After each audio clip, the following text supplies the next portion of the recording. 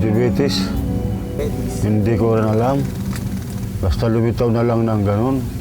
Ang mukha itong isang pako na to, nasugat lang. Ayaw nang gumaling. Itong isa, inuud na to. Baho ng amoy.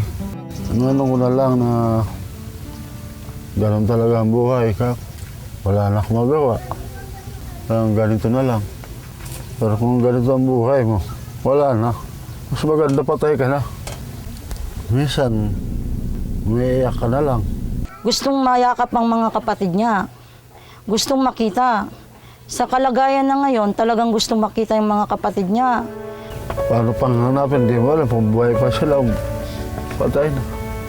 Minsan nga kung naaalala mo, umiiyak ka na lang.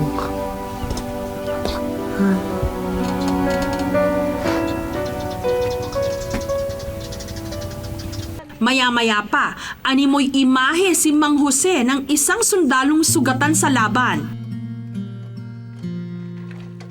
Makalipas ang mahigit 40 taon, heto nakauwi na rin siya sa tahanang kanyang nilisan.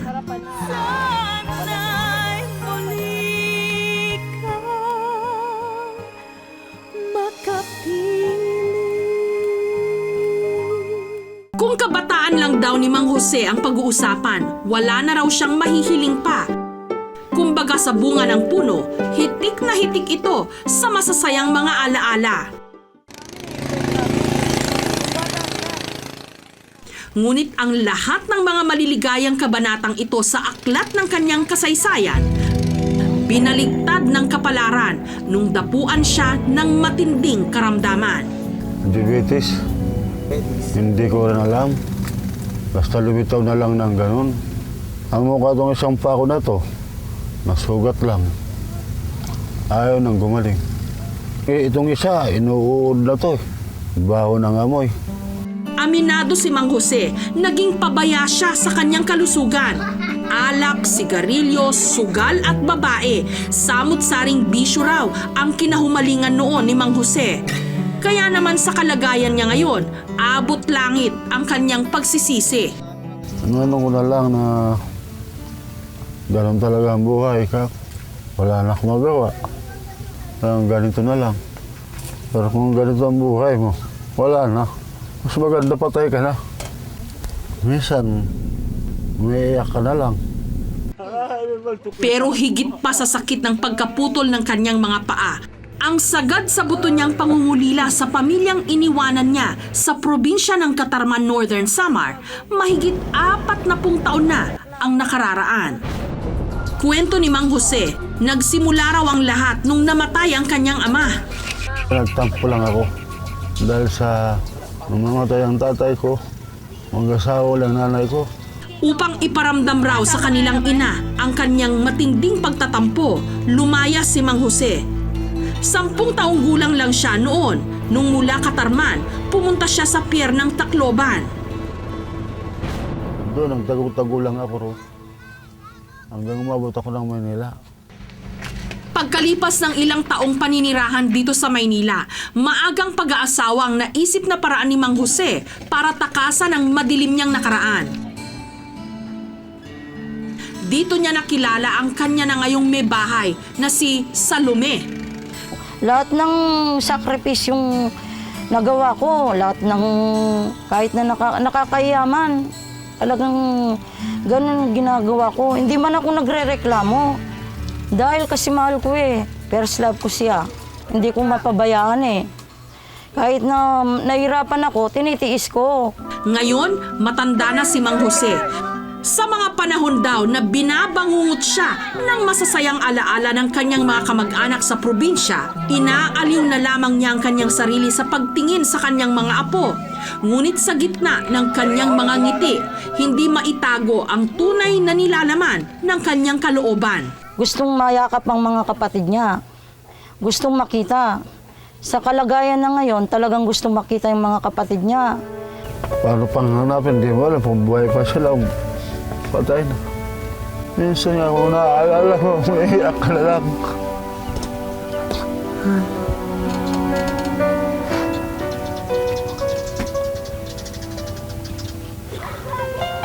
Binaldado man daw si Mang Jose ng kanyang karamdaman. Sa kanyang kalooban, nakatindig pa rin ang pag-asa na makakasama pa rin niya ang pamilya niya sa probinsya. Kaya't sa abot ng aming makakaya, pipilitin ang aming programa na maging paa mismo ni Mang Jose upang gabayan siya sa pagtahak ng daan pauwi sa kanila. Sa pakikipanayam namin kay Mang Jose, nakuha namin ang mga sumusunod na impormasyon. Bienvenida Aliposa Altarado raw ang buong pangalan ng kanyang ina. Sa kanyang pagtansya, mahigit 70 anyos na ito ngayon. Samantalang Benjamin, Emily, Evelyn, Rodrigo, Florita, Arlene at Grace ang mga pangalan ng 7 niyang kapatid. At sa Katarman, Northern Samar daw ang mga ito nakatira.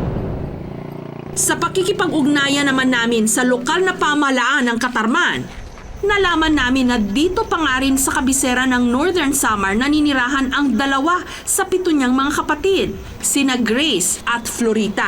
Mahirap talaga nang mawala ng nanay. Hindi mo alam kung anong gagawin mo sa ngayon na hinaharap mo na ikaw na lang mag-isa. Wala ka ng nanay, wala kang kapatid dito na malapit. Anong buhay mayroon ka? Kwento ng magkapatid, malaking katanungan para sa kanila kung bakit sila iniwan dati ng kanilang Kuya Jose. Nung una, hindi raw masyadong sineryoso ng kanilang inang si Bienvenida ang pagkawala ng kanilang nakatatandang kapatid. Ang isip naman ng nanay ko noon na nandito lang sa kamag-anak namin. Gayunpaman, hindi naman daw ito nagkibit-balikat na lang. Gumawa siya ng paraan, nanawagan sa radyo, sa television, halos 1 linggo. Hanggang namatay ang kanilang ina noong 1984 at hindi na nga sila nakakuha pa ng kahit anumang balita tungkol sa kanilang Kuya Jose. Labis ang sakit na idinulot nito sa magkakapatid. Mahirap talaga nang mawala ng nanay. Hindi mo alam kung anong gagawin mo sa ngayon na hinaharap mo na ikaw na lang mag-isa. Wala ka ng nanay, wala kang kapatid dito na malapit. Anong buhay mayroon ka? Ganun pala na wala ng magulang, nag-iiba ang takbo sa pamilya. Lalo na lahat na timulis na sila. Tapos, sa mga magkakapatid, porke nag-asawa sila, di na rin lumingon sa amin. Malumpu man daw silang lahat, hinding-hindi pa rin daw mabubura ang kanilang memorya sa nawawalang pinakamamahal na kapatid. Ako pag iniiwanan ako ng nanay ko, inaano ako niya ng duster, tinatapunan ng sabay iyak, iniiwan bunso kasi siya nanay ko pag wala nanay ko. Sa kanya ako bumundat, umiiyak. Minsan naiiwan kami lang. Minsan nga ako isang araw noon si nanay sa malayo, wala na siya.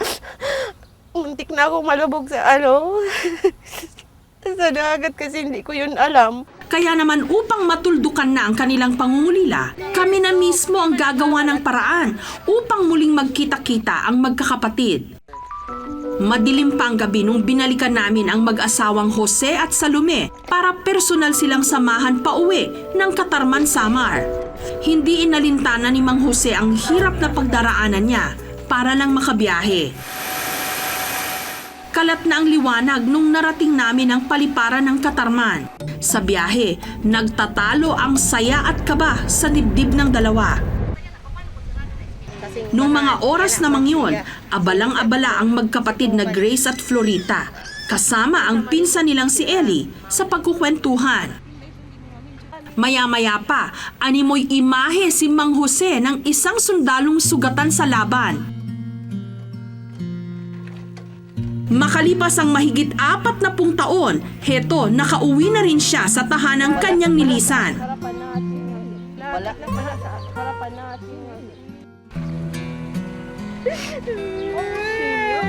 Bakit? Sino ba ang kapatid mo?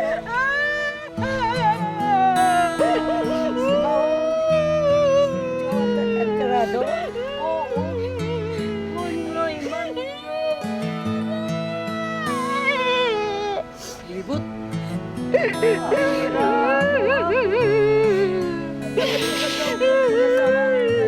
Oo. 36 years na kaming nagkasama. Misa hinagap, tila hindi inakala ng magkakapatid na magaganap pa ang lahat ng ito matapos magdaan ang mahigit 4 na dekada. Hindi Hindi namin alam na ngayon magtatagpo tayo sa sarili ng ano natin. Matanda. Nauna siya na ospital. Kaya nga pumunta kami talaga rito, nagpatulong kami. Talaga. Inaanap kayo. Sinamantala na rin ni Mang Jose ang pagkakataon para ipaliwanag sa kanyang mga kapatid ang dahilan ng kanyang paglisan. Sa paano lang sa loob ko. Sa loob ko Ngayon lang. nag-asawa si nanay. Nga, yun talaga tama. Oo. Kay tao man la ito at nanay, nagkukuan sin katuwang kay dipit maliliit pa tayo. Punta sinabi mo. Wala na. Bago yun mamatay, hinahanap-hanap ka niya. Bago mamatay para mabulang kami kung sino man yung may galit at kusang magpatawad. Maanak naman o ina siya hinahanap kami. Maya-maya pa, ibinuhos na ni Grace sa kanyang kuya ang sama ng loob na kinimkim niya ng matagal na panahon. Kahit naman lang, kuya, nandiyan ka dapat na umalalay sa amin. Yung mga ginagawa sana na hindi namin dapat gawin. Sa'yo sana kasi ikaw yung nakakatanda sa amin. Minsan nga, naalala mo ba ako noon? Kung alala mo ba, malit ako. Sinanay punta-punta ng malalayo. Naghahanap buhay para sa atin. Tapos dinagdagan mo pa sinanay ng problema nang umalis ka. Si Mang Jose, animoy binuhusan ng malamig na tubig sa kanyang narinig. Kahit si nanay palaging galit, nandyan pa rin kami. Mga babae, mga bata pa sa murang isip. Palagi kami sa likuran ni nanay hanggang mamatay nandito rin sa akin. Nasaan ka? Nang hinahanap ka ni nanay. Hindi mo kami inano. Hindi ka dumating. Si Mang Jose naman, pinili na lang ang magpakumbaba sa mga narinig. Humingi na lang ako, sorry.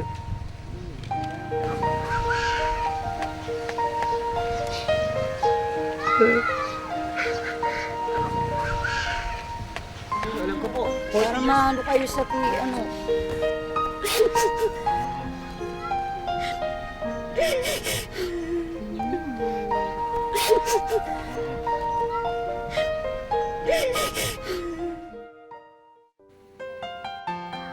Minsan, may mga maling desisyon tayong nagagawa na maski huli na ang lahat, pagsusumikapan pa rin natin itama. Si Mang Jose, minsan man siyang pinataob ng samut-saring mga pagsubok, napatunayan niya na ang kanyang huling destinasyon pa rin ay ang pagbabalik loob sa kanyang pamilya. Hello po! Kamusta ho kayo? Alam niyo ho, bago po kami nagtampok ng mga reunion stories sa KMJS, nauna na po dyan yung aming programang Sana'y Muling Makapiling at Reunions sa ganyang mga kwento. At ngayon, ang good news po, mapapanood nyo na ang full episodes ng mga ito. Mag-subscribe lamang po sa GMA Public Affairs YouTube channel at ganun din po sa GMA Public Affairs Facebook account. Kita-kita po tayo at mabuhay po ang mga pamilyang